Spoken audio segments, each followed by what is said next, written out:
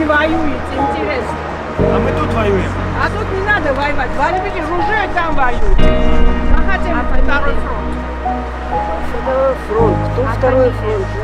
Да, второй фронт тут хотите. Да, чтобы на тоже бомбы попасть.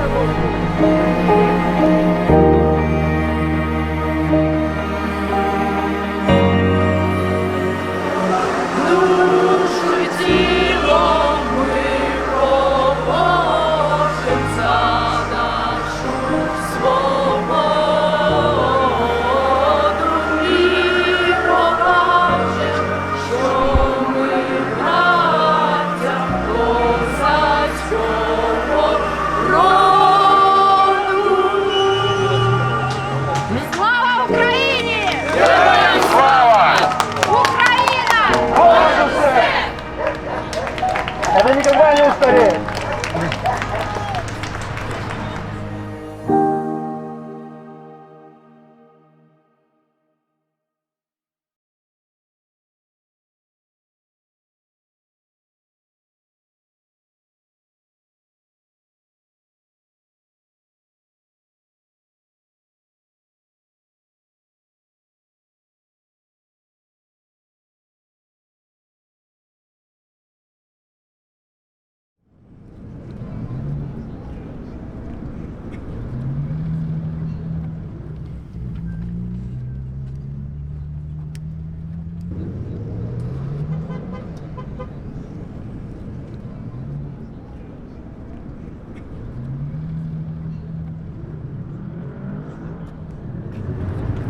Это кошмар.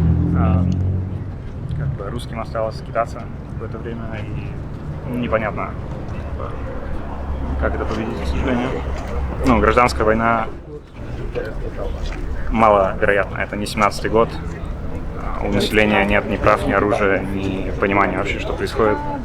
Машина госпропаганды гораздо сильнее, чем это было в 17 году.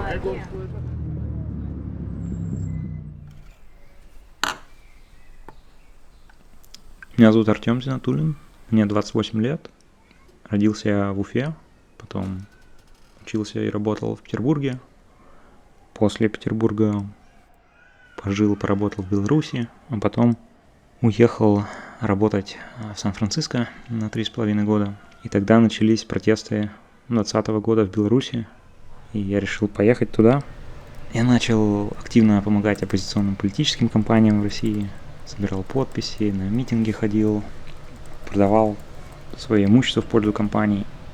Но после отравления Навального власть решила завершить свой где-то 10-летний разгром оппозиции. И это дошло до круга моих друзей и знакомых в России. Их допрашивали, арестовывали. СМИ начали получать один за другим статус иностранных агентов. И запустилась очередная волна отъезда оппозиционеров. На фоне этого пришлось вспомнить, что когда-то я был сотрудником Яндекса в России и до сих пор являюсь акционером. Делал Яндекс и Яндекс.Почту. Выступал тогда от имени компании на конференциях, подкастах. Но вот в 2022, после начала войны, Яндекс в своих новостях не писал ничего про войну. А парламент начал вводить законы по выдаче данных пользователей. Такси, поверьте, потом последует и почта, и история браузера, и все что угодно. Еще до этого я уехал в Грузию, и пока я здесь, я вступил волонтером в несколько организаций, которые помогают украинским беженцам, которые так или иначе смогли добраться до Грузии. Я здесь волонтер-водитель, вожу людей из отеля в отель, из домов в дома, которые для них снимают организации. И истории там, конечно, да.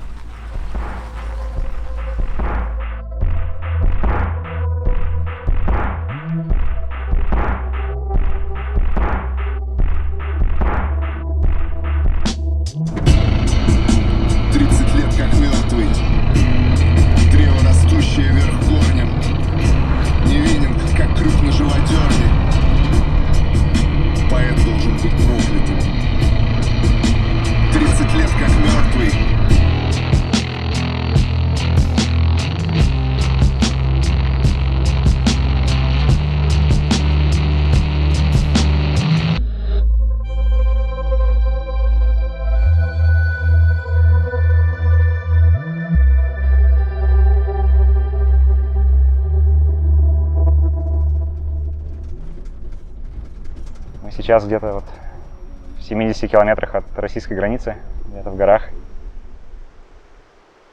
Я не могу, наверное, оставаться в России, когда где-то 139 миллионов они не моргнут, когда посадят один из которых будут там моими друзьями, какими-то людьми с похожими идеями. Всем без разницы. И это очень печально. В России в целом как-то странно. У нее нет как будто бы национальной идеи какой-то. Вот если посмотреть там на Европу, да, мне видится какое-то справедливое общество. И идея красивая, к сожалению, в моем понимании довольно лицемерная, потому что выражается в ущемлении прав личных, но она все равно лучше, чем в России. Да. А, например, в Штатах это идея о свободе личности и индивидуализме. И сейчас она тоже меняется. А в России вот как-то исторически не нашлось, как будто бы никакой идеи, что под царями ходили, под императорами. Россия, последние, наверное, 20 лет превращалась очень стремительно в одну большую такую тюрьму, где отцы сажают детей. Это очень грустно, когда люди выбирают родить детей в своей стране и потом не могут принять, что эти дети хотят жить чуть-чуть по-другому, чуть-чуть более честно, чем живут их родители, наверное. Вот. Не знаю, в России сейчас за то, что я говорю, 15 лет тюрьмы. Это ГУЛАГ. Как на это еще посмотреть? Я не хочу четверть своей жизни потратить в тюрьме. Это если вообще из нее выйдешь. Там же можно и умереть. Условия там ужасные. И статей с начала войны парламент добавил столько, что непонятно, куда будет девать людей. Я не знаю. На ссылки отправлять, валить лес. Тюрьмы-то не бесконечные. Какие-то лагеря будут строить опять. Я призываю всех граждан России, которые сейчас здесь, ни в коем случае, никакой пассивности. Это наш общий враг. Рядом сейчас с нами стоят и украинцы, и белорусы. Те люди, которые напрямую тоже страдают от путинского режима. Сейчас в украинских домах орудуют русские солдаты, насилуют и убивают. Мы не должны даже позволить мысль о том, что мы будем просто на это смотреть. Мы должны драться, и драться вместе с украинским народом против путинской власти. Путин – это не навсегда. Путин уйдет, но уйдет он только с нашей помощью. Путин кто? Хуйло! Путин кто? Хуйло! Путин кто? Хуйло!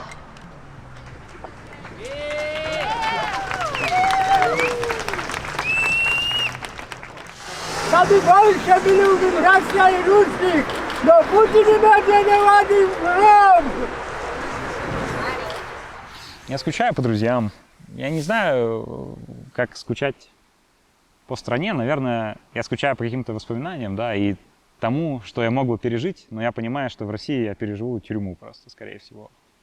Или мне придется настолько заткнуться и от всего скрываться, ходить в маске все время, какой-то ковидной вот этой, просто чтобы не вычисляли камеры где-нибудь в Москве, да, которые вот моими соотечественниками, моими, можно сказать, да, коллегами по области моей сферы работы написаны все эти системы, которые распознают лица, и потом, оказывается, это сажают не преступников реальных, да, а сажают по абсолютно антиконституционным статьям людей, которые просто имеют мнение.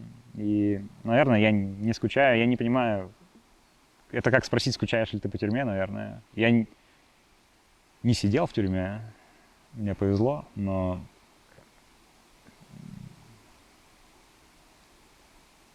это все время рядом в России, и скучать по этому очень сложно. Есть такой термин выученная беспомощность, да, когда тебе вся система показывает тебе, что ты ничего не сможешь делать. Да, вот К сожалению, я думаю, что это все меняется в сторону выученного соучастия.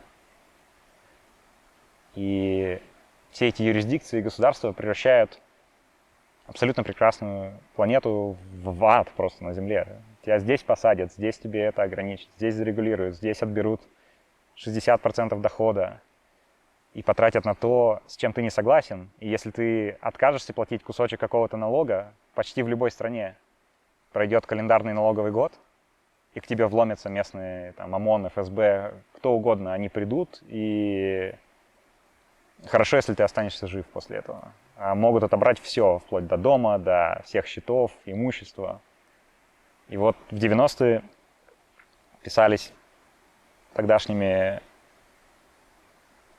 программистами и там, какими-то просто философами некие такие криптоманифесты, что технологии вот-вот дойдут до того, что мы сможем создать блокчейн, в котором будут все транзакции, и нам не нужны будут банки, и все это будет обслуживаться просто компьютерами людей, которые состоят в этой сети, потому что это приносит им небольшую прибыль.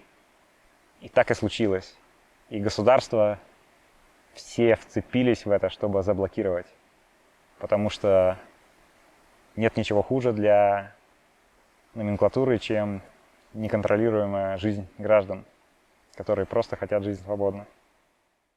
Приднестровье, 2 чеченские компании, Грузия, Украина в 2014 году и сейчас полномасштабное вторжение.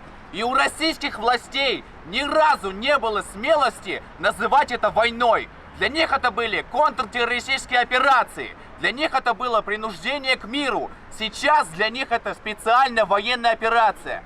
Но необходимо называть войну войной. Украина сейчас борется не только за свою территорию, за свою независимость. Она борется за весь свободный мир. Слава Украине! Героям слава! Живи Беларусь! Живи Беларусь! Свободу России! Свободу России!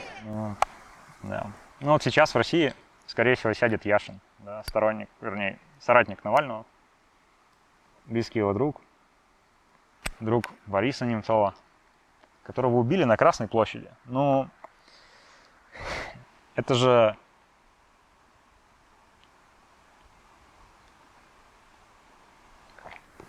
людям, которые остались в России, ну, против войны. Я не вправе кому-то говорить, что нужно кидать коктейли Молотова или что-то такое, конечно, нет. Поэтому сказать я хочу, что это смело, и я понимаю, не у всех есть средства и возможность переехать. И я надеюсь, я желаю этим людям, чтобы они своим идеям не изменяли, а подкрепляли их в каких-то дискуссиях, и это будет становиться все страшнее и страшнее обсуждать свои идеи в стране, в которой начинают сдавать опять, как в совке. Когда твои соседи начинают писать доносы, и ты опять начинаешь во снах это все видеть, да? Всех этих силовиков различных структур. Это очень страшно. Но и для понимания, да, Советский Союз, он, как там было, да, пережили это, переживем и это, но он 80 лет держался, это поколение, несколько там погибли свободно любивых людей. Просто закапывали, по сути, в лагерях, там, в дороге, Колыма, я не знаю, ну, очень сложно сопротивляться режиму, который выстроил такую силовую связь вокруг себя, там, федеративную. Я желаю этим людям оставаться самим собой, наверное. Вот все, что я могу пожелать. И очень уважаю.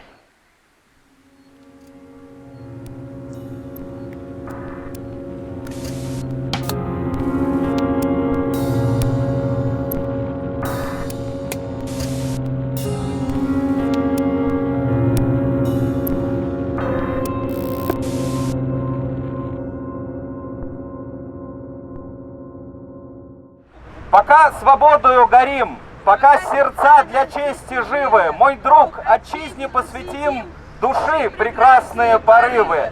Товарищ, верь, зайдет она, звезда пленительного счастья. Россия вспрянет ото сна, и на обломках самовластия напишут наши имена.